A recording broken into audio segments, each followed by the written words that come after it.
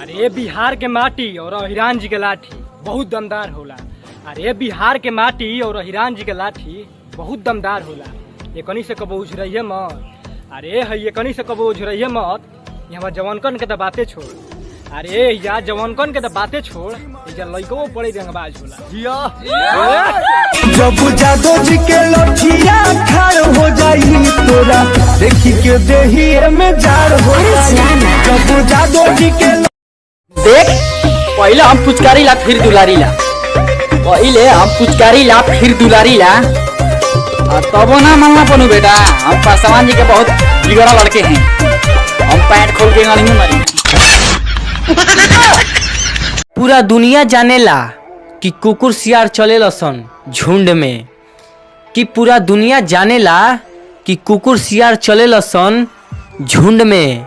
अरे बेटा हमनी के तो शाह जी के लइका हैं जा, फरियाली है आके कहियो रहिला जा हमनी के मुंड में। लभरे हमारे के नमर हो जा, सहज के देके अमर हो जा। लभरे हमारे के नमर हो जा, सहज के देके